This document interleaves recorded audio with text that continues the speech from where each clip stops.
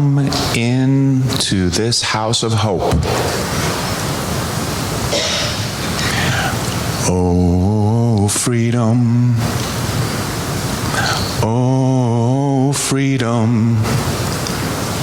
Oh, freedom over me. And before I be a slave, I'll be buried in my grave and go home to my Lord and be free.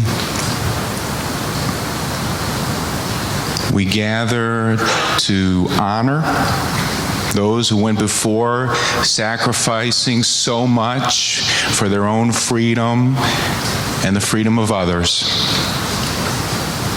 May this be a place where, in beloved community, we work together for body, mind, and spirit, freedom and justice for all. Welcome to our celebration of life. It is not light we need, but fire. It is not the gentle shower, but thunder.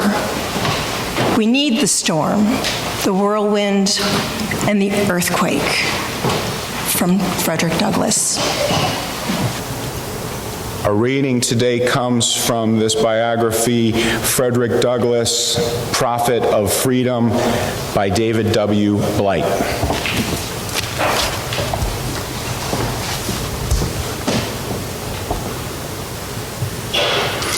Born Frederick Augustus Washington Bailey, a slave in Talbot County, Maryland, in February 1818, the future Frederick Douglass was the son of Harriet Bailey, one of 5 daughters of Betsy Bailey, and with some likelihood, his mother's white owner.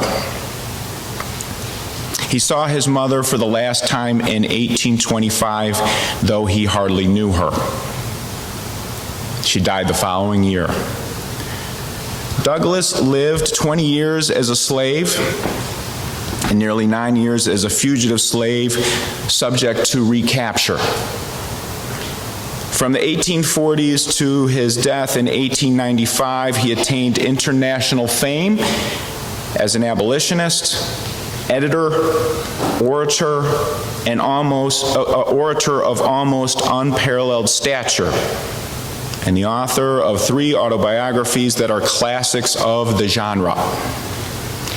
As a public man, he began his abolitionist career 2 decades before America would divide and fight a civil war over slavery that he openly welcomed. Douglass was the most photographed American of the 19th century. By the 1890s, in sheer miles and countless numbers of speeches, he had few rivals as a lecturer in the golden age of oratory. It's likely that more Americans heard Douglass speak than any other public figure of his times. Indeed, to see or hear Douglass became a kind of wonder of the American world. Douglass was a serious constitutional speaker, thinker, and few Americans have ever analyzed race with more poignancy and nuance than his mostly self-taught genius,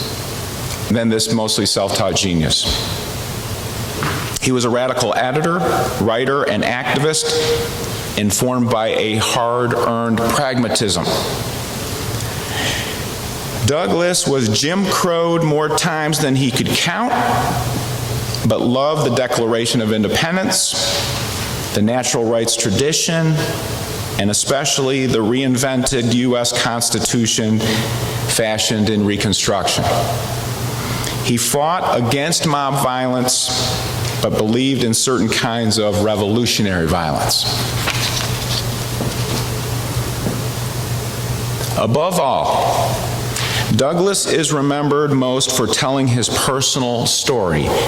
The slave who willed his own freedom, mastered the master's language, saw to the core of the meaning of slavery, both for individuals and for the nation, and then captured the multiple meanings of freedom, an idea and reality of mind and body as perhaps no one else ever has in America.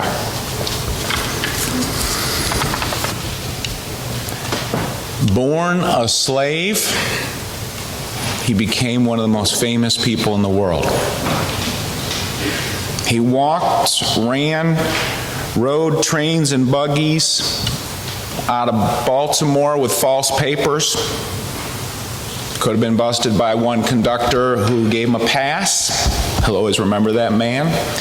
He went through Havre de Grace, or however they say it.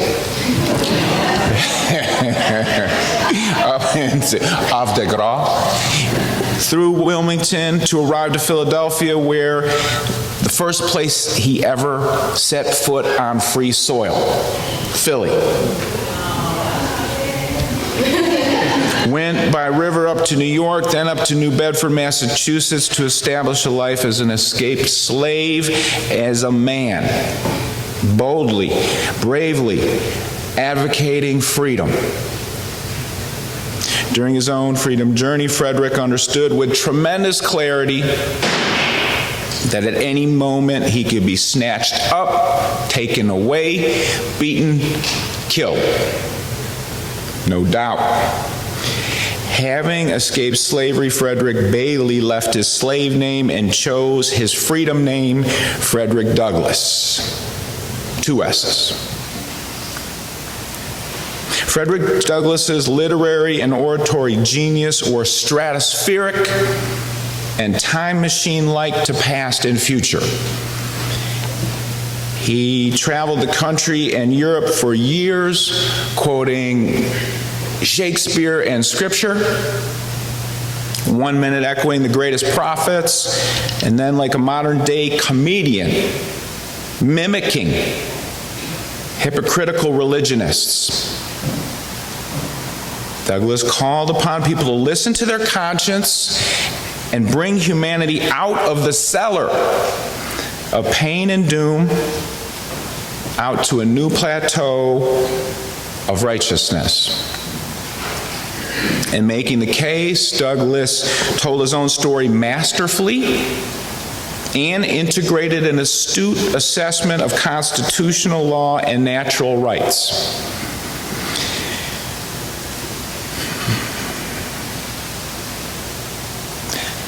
Here, with us now, the spiritual theme of the month is resilience, the ability to take life as it comes, the good with the bad, the ability to get knocked down and then get back up again, the ability to remember but not resent, with the hopes of learning about and improving our lives. Today and on the last Sunday of the month, we explore the Chronicles of Frederick Douglass and how he found resiliency and liberation.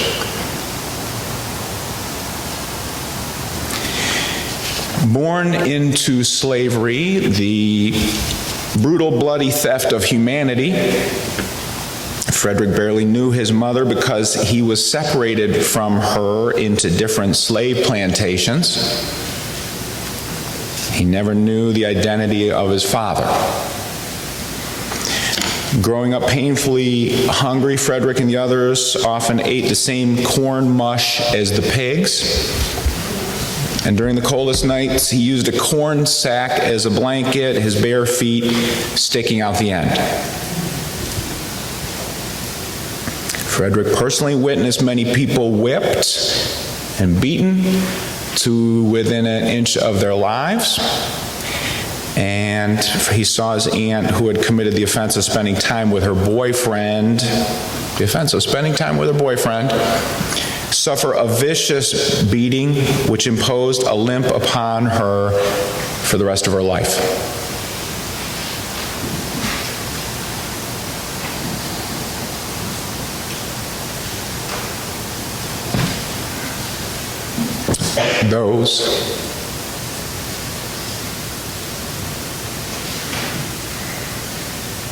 They're just some of the experiences which grew in him a deep hatred of slavery and a commitment to destroy the dehumanizing institution.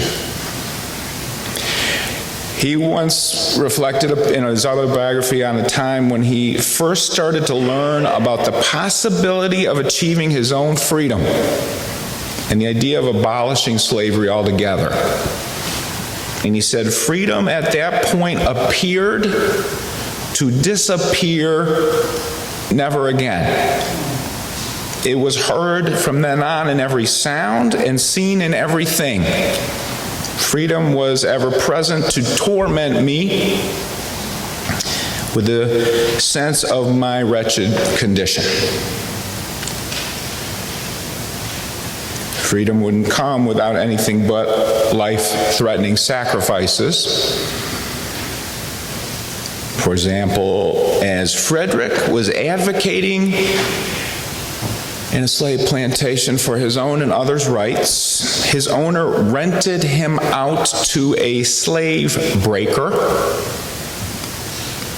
Had other words they gave to him, N-breaker, N-word breaker. Slave breaker was a sadistic person whose paid legal job was to torture people, torture slaves who were acting up, and punish them back into submission. And Frederick survived that physically and emotionally enough to walk out. So it's real important to ask ourselves, as Americans and as people in the human family, where in the world did Frederick Douglass find the massive reserves of resiliency he needed to engage the freedom struggle the way he did? For today's exploration, I humbly submit to you 4 categories of resiliency in Frederick Douglass's life. First was education, which became highly empowering tool of liberation and resiliency. Frederick grew up as a slave child in a land where it was illegal for slaves to learn to read and write.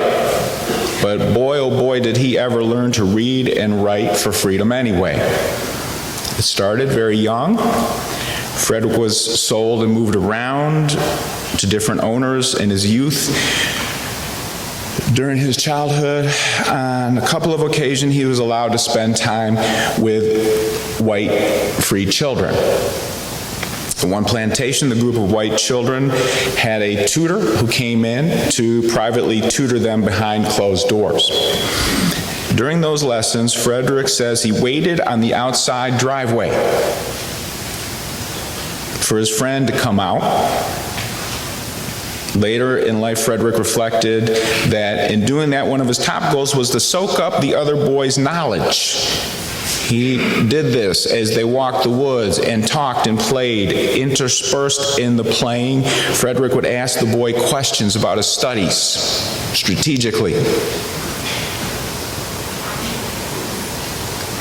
Later in childhood, Frederick's owner's wife, or one of his owners, I think she checked, whatever, the woman in the owner family, began reading the Bible to him. He loved to hear the stories of Daniel in the den of lions. Daniel had been prophesying there was time for more freedom and justice for his people who got stuck in a dangerous den of lions.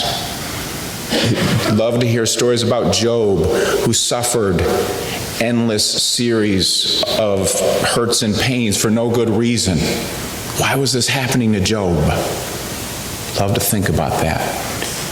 One day, Mr. Auld discovered his wife reading the Bible to the slave boy and forbade such activity in the future. Young Frederick overheard the slave owner's rationale that he gave to his wife: have to keep the slaves ignorant, he said, in order to keep them pacified and enslaved. We can look back and give great thanks to that slave owner today for having provided the best motivational speech possible that spurred Frederick Douglass to a lifetime of learning and teaching. From that day on, he said he was 110% committed every day of his life to engage in learning and help others to do the same. He taught literacy in secret slave meetings. He championed learning as a primary tool for liberation.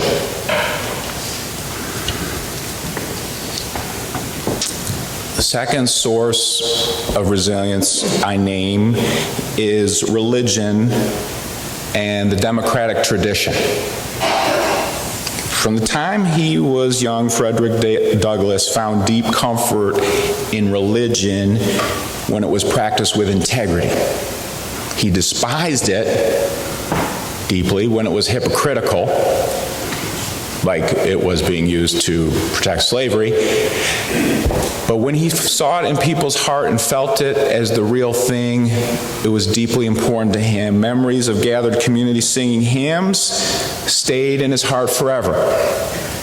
He often quoted Ezekiel, saying, "Today I appoint you over nations and kingdoms to uproot and tear down, to destroy and overthrow, to build and to plant."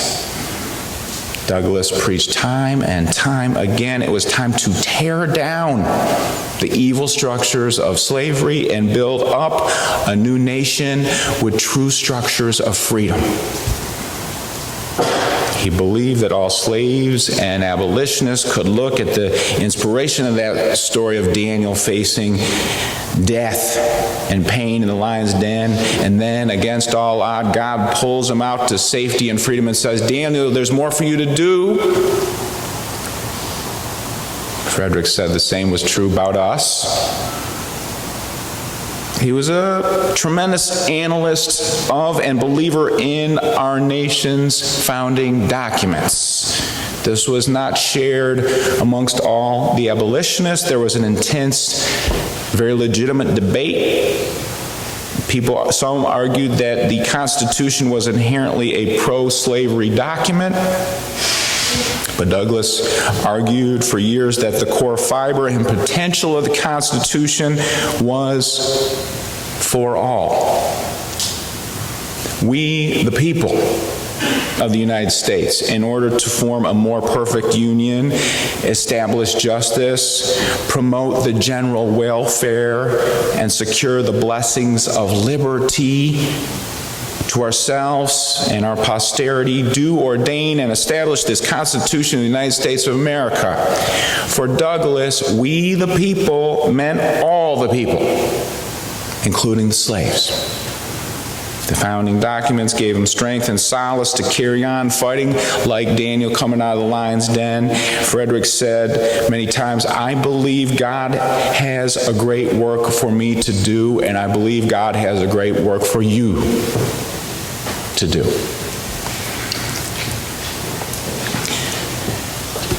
The next source I name is writing and speaking. Writing and speaking, writing and speaking. He gave everything to it. It started, some historians say, when he was 12 years old.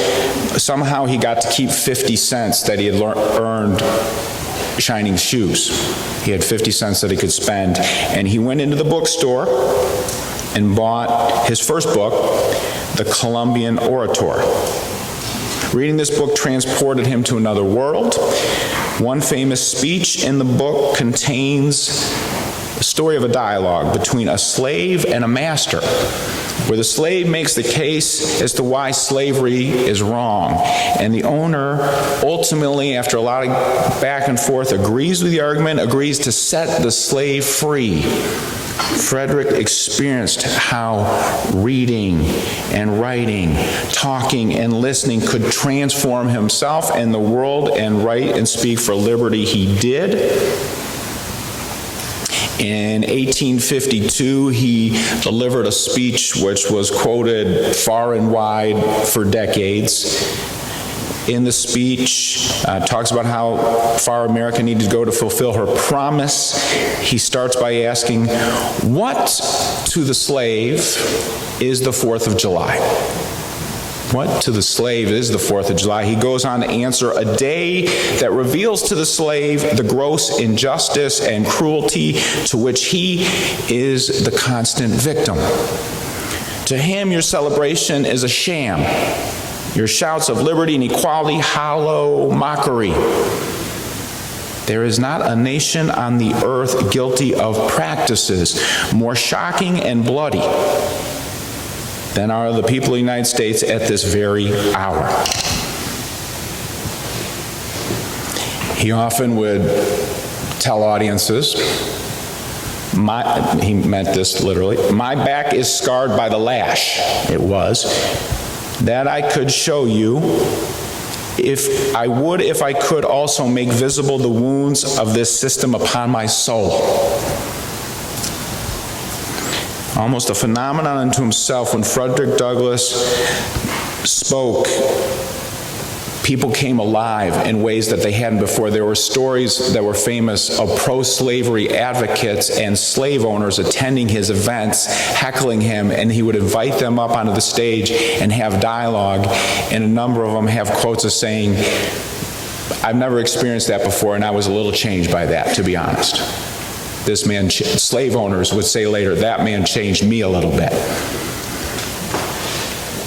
He tapped into something deep in humanity in his audience. Listening to him speak made people laugh, afraid, cry, become motivated.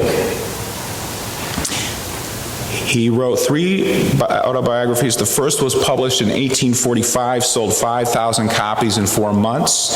By 1860, 60,000 copies were sold.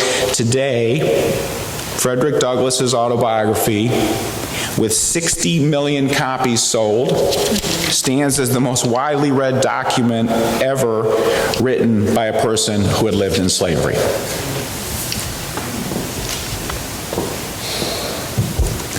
The last source of resiliency I name is connections with colleagues and mentors. He knew he didn't want to do it on his own. Relationships gave him energy. Now, this was a man who had been insulted and attacked verbally and physically throughout his entire life, so trust was often short in supply. He had some problems in relating with others. James Baldwin called him quite pompous. However, he did forge relationships with colleagues and mentors which fed his soul and fed their souls, kept each other going. He did this with people who were leaders in the Underground Railroad, pastors in local churches, national figures like William Lloyd Garrison, who he agreed with a lot and then radically disagreed with. He had a strong relationship with John Brown, who was a revolutionary who fought physically to free slaves. Frederick Douglass was complicated, with anger and love, sadness and hope. Deep in the battle against slavery, with people suffering and dying all around, he wrote to the Scottish Anti-Slavery Society saying, I work every day with the settled assurance of faith in God and the ultimate triumph of righteousness in this world.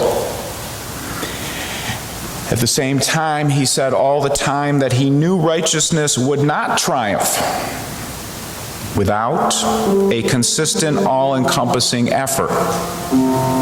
He loved the hymn, There's a Balm in Gilead. And he liked to say that there actually is no balm for most of us unless we ourselves work together to make the balm. May the chronicles of his life help us to find tools of liberation, such as continuing learning and education. May we lean in to Holy Scriptures, religious history, and the democratic tradition. May we connect with and support one another in building a new way.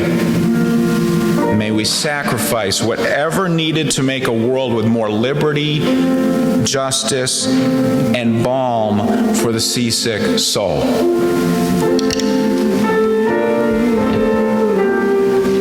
Please stand.